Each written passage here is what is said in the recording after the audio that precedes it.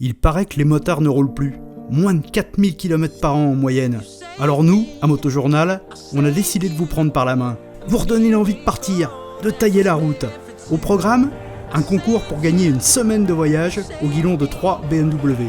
3 Boxer 1200 pour se rendre à Garmisch-Partenkirchen, au cœur des Alpes bavaroises, en route vers les BMW Motorrad Days, le pèlerinage annuel des BMWistes. Vous étiez plus de 4000 à répondre au hashtag R comme road trip lancé sur les réseaux sociaux.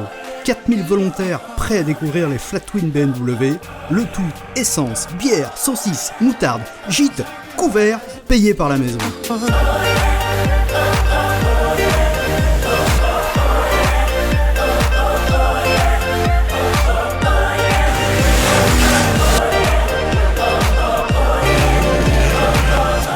Alors bien sûr, il a fallu choisir. Pourquoi eux ? Pourquoi pas vous ? C'est une très bonne question. Parce que je suis une fille. On ne sait pas pourquoi, on a été sélectionnés, on a fait un beau speech. Moi personnellement j'ai fait un beau speech avec une belle photo. Donc Motojournal et BM nous ont sélectionnés. C'est une excellente question, j'aimerais bien savoir aussi pourquoi. Apparemment il y a plusieurs profils différents, mais après pourquoi moi plus qu'un autre, là-dessus je ne serais pas à répondre. Bon, c'est pas le tout de papoter, mais si on ne veut pas boire des bières tièdes et avaler des saucisses froides, il va peut-être falloir y aller, non ? Garmisch, c'est loin, alors on avance par étapes. 4 jours de roulage, 1200 km. Quitter Paris, se perdre au premier carrefour, s'infuser un bout d'autoroute pour rattraper le temps perdu, puis enfin, les petites routes. Vous savez, celles qui tournent, celles qui grimpent, celles qui descendent au milieu des vignes, celles qui sentent bon les foins coupés. Ah ouais, ça sent bon le foin coupé, surtout mouillé, après l'orage qu'on vient de se prendre sur le museau. Je vous le dis, je vous le redis, la meilleure moto pour voyager, ça reste la voiture, et de loin. T'enregistres pas ça, toi. En plus des 3 motos des lauréats du concours, les BM R1200R, R1200RS et R1200 RT, il y a aussi celle des accompagnateurs. Une autre R1200R pour Julien, de chez BMW, et une R1200 GS pour Fabien, l'homme des réseaux sociaux à Motojournal, expert en perte de clés. Alors, l'avantage des motos keyless, ça veut dire sans clé, et on vous le confirme aujourd'hui, nous n'avons pas toutes les clés des motos. Voilà. Pour guider tout ce petit monde, je me suis réservé la meilleure. Et voilà la fameuse GS qui a fait rêver tant de motards.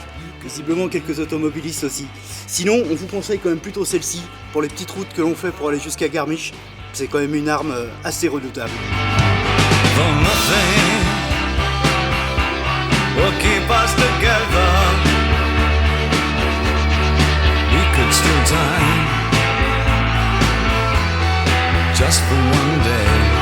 L'arrivée en Allemagne, c'est un choc culturel. Pas uniquement gastronomique.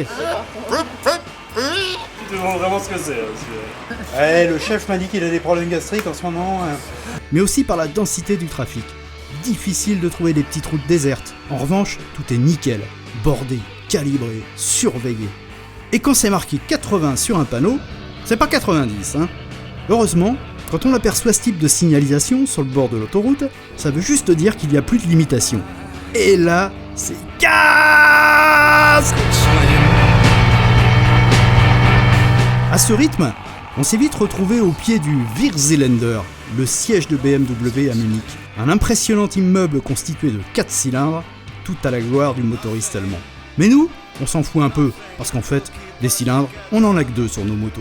Alors, on a bu des bières, mangé des saucisses, écouté de la musique, rebu des bières, puis on est allé se coucher. Enfin, après une dernière bière, hein. Munich, c'est un peu BMW City.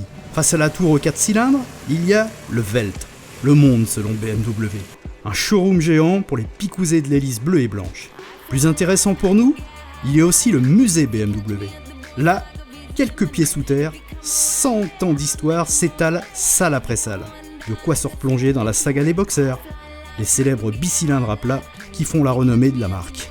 D'ailleurs, pourquoi boxer ? On a d'abord pensé à ça, ou encore à ça, alors qu'en fait, c'est plutôt ça. Et ça exprime les pistons en fait qui presque se tapent dessus sur les 2 parties du moteur, de part et d'autre du moteur quand la moto accélère.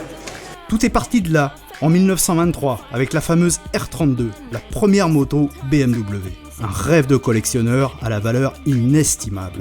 Bon Julien, est-ce que tu peux nous expliquer les grandes évolutions du moteur boxer entre ce modèle des années 20 et la production actuelle? Qu'est-ce qui a véritablement changé? Mais il n'y avait pas grand chose. en fait, et c'est ça le plus intéressant, c'est que le moteur boxer, il est toujours le même. La base est commune, après il évolue, la cylindrée évolue, l'admission évolue. En gros, on passe du carbu forcément à l'injection. On a pas mal de technologies qui se mettent tout autour, tous les produits annexes au moteur qui évoluent, mais le moteur en lui-même reste toujours une base toujours aussi solide qu'est le moteur boxer de départ. D'accord. Donc depuis les années 20, il ne s'est rien passé chez BM, vous n'avez rien fait. C'est presque ça. Mais que font les ingénieurs, quoi? Ils travaillent beaucoup, et ils travaillent beaucoup sur l'optimisation, toujours. Des boxeurs, il y en a à toutes les sauces au musée BMW. Presque un siècle d'histoire qui s'étale sur ce mur. Une véritable théorie de l'évolution, de la R32 aux modèles les plus actuels. Et ben, la future nouveauté BMW, le R90 Scrambler, directement inspiré de ce modèle R68, ici en version Scrambler aussi. Comme quoi, rien de secret, tout se transforme. Hein.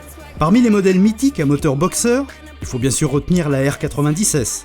BMW s'est toujours intéressé à la compétition, au record. Dans les années 30, cette RS 250 ultra légère filait déjà à plus de 220 km/h avec son flat twin suralimenté par compresseur.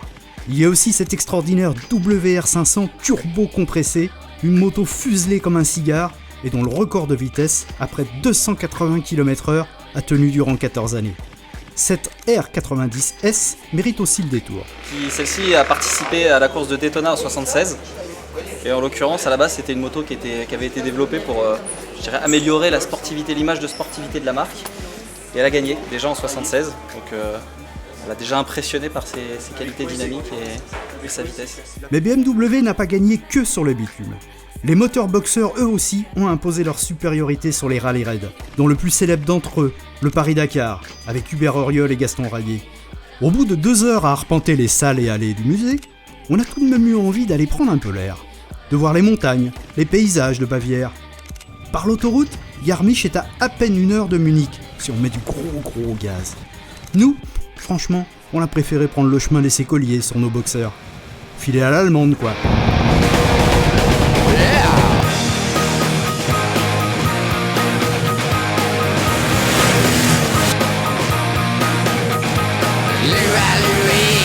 Au bout d'un moment, on a tout de même trouvé ça bizarre de voir tant de motos, des BMW partout. Alors, on s'est rappelé qu'on allait au BMW Motorrad Days. Et visiblement, on n'était pas les seuls. Garmisch, c'est la grande fête BMW. 35 000 visiteurs pour cette 16e édition, et presque autant de motos. Des parkings entiers qui débordent de GS, de RT et du reste de la gamme. Des BM à perte de vue, des prépas incroyables. Garmisch, comment dire, c'est typiquement bavarois. Ici, mieux vaut aimer la bière, les saucisses, se taper sur les cuisses et grimper sur les tables.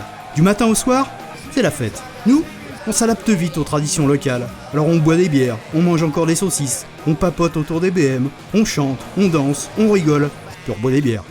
Et si les têtes ne tournent pas encore, le carrousel de la mort, lui, s'en charge. Tant pis si ce n'est pas sur des BM. Franchement, mais non. C'est bluffant. Entre 2 pintes et un groupe de rockabilly, il y a tout de même de jolies choses à voir dans les allées. Comme cette R5 Hommage, l'œuvre des frères Noren. En partant d'une rarissime R5 de 1935, détruite en course, ces préparateurs suédois ont totalement revisité le modèle, tout en lui conservant son apparence d'origine. Moteur à compresseur, suspension arrière à basculeur, frein à disque, échappement titane, un pur bijou. 2 jours à ce rythme, avec 1200 km de route dans les bras, ça use un petit peu. Mais il en faut tout de même davantage pour décourager Agathe et Jessie d'aller s'engager à l'Enduro Park, même sous une pluie battante. Bon, il y a tous les styles. Des généreux,